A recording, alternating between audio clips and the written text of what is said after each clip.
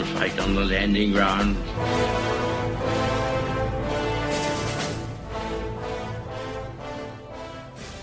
Thank you for joining us.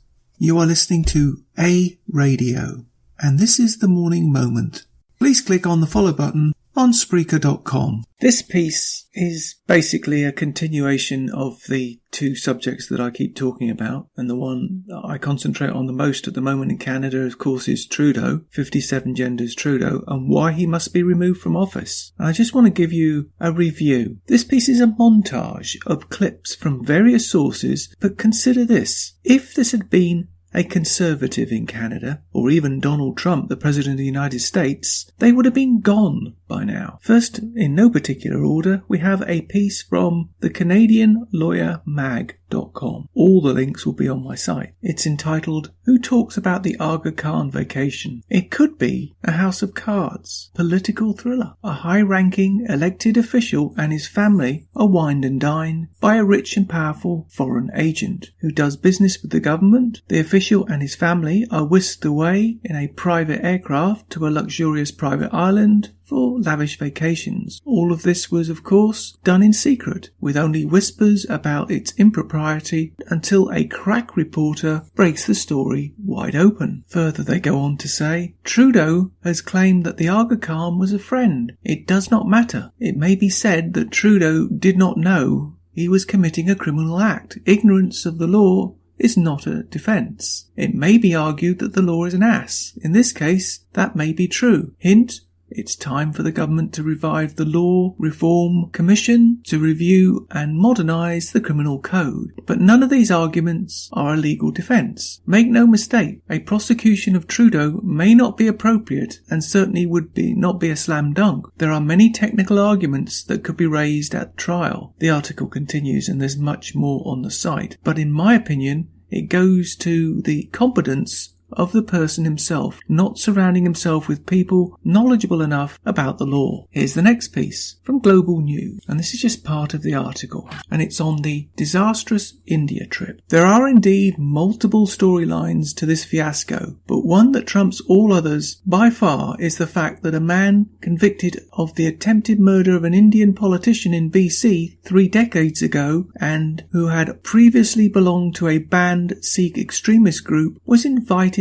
to separate events on the PM's tour. How on earth does something like this happen? If we were trying to foster closer economic and political relations with India, pretty much the worst thing we could do is to send a message that we are cavalier about, or worse, cozy with, Sikh extremists. Job number 1 should be putting the Indian government at ease about such matters, and the Trudeau government accomplishes the exact opposite. Next we have a piece again from the Global News concerning China. Prime Minister Trudeau departed China on Thursday without securing the start of free trade talks with the world's second largest economy, but said Canadians need to lower their expectations about just how quick this will happen. Trudeau said differences needed to be addressed on how Canadian deals with China's state-owned enterprises. He also said he was committed to standing up for Canadian values in a respectful way, including protecting the interests of Canadians behind bars. Notebook. Asked what country he admires, Trudeau answer is no longer China. Canadians should be under no illusions that free trade deals with China are easy, Trudeau told reporters before returning to Canada after a 4-day visit. This next piece is from the Ottawa Citizen's Opinions page. Andrew Coyne correctly points to the perils of tying negotiating policy to the gormless babble around middle-class and Liberal parties of Canada's mind-numbing mantra on labour, gender and Indigenous rights, and climate change, at every step to appease its political base. These are mostly empty phrases that play well at home but don't get past the starting line when you play with the adults in the global economy. Those adults really don't care about your cool sock, just as they don't care to be lectured to by a lightweight player in a heavyweight world.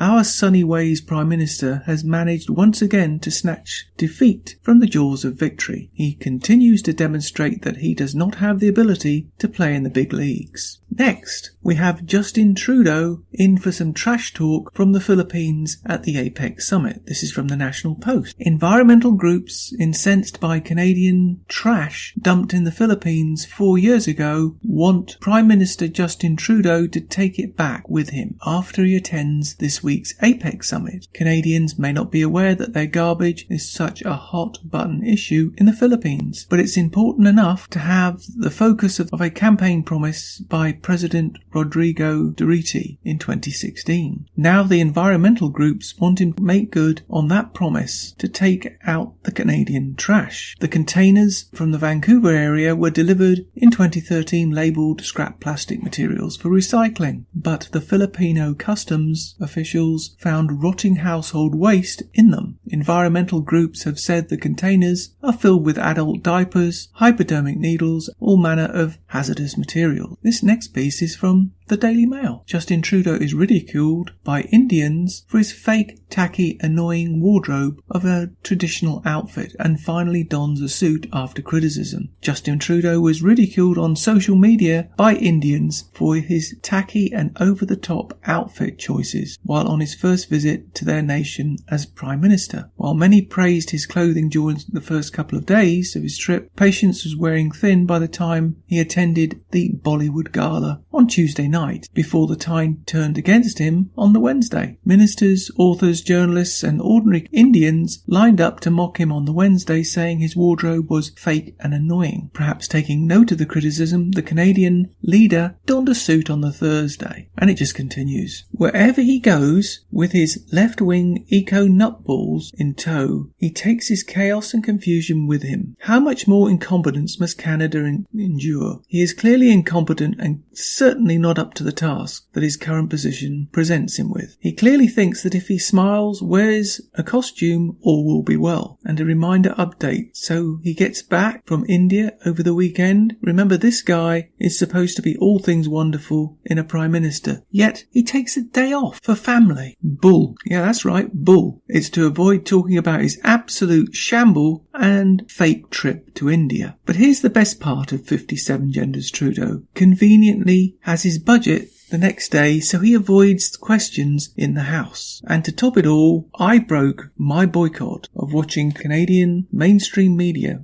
only to see they covered Trudeau for about 15 to 20 seconds, only to hide behind the budget. No, for the sake of Canada, we have to act and remove this incompetent fool. Words like buffoon, idiot, moron, sad, incompetent, annoying and dangerous come to mind. I'm sure you can come up with a few more choice ones. Whilst he was wasting time in India trying to promote something that he knew nothing about, he's been on tours since, hugging a pro-terrorist and anti-free speech mayor in London, for instance, and making another embarrassing fool of himself in France. And we're only halfway through 2018. You can find more at aradio.wordpress.com, where you can find links to us on Twitter, Facebook, Instagram, iTunes, iHeartRadio, Gab and email. We are continuing to reach out to you, so please pass on the links. Please click on the follow button on Spreaker.com. You can listen to all my morning moments at Spreaker.com under A Radio, that's EHRADIO, A Radio. And please click on the like button. And you can find all my podcasts and morning moments at aradio.wordpress.com and click on the Morning Moments tab.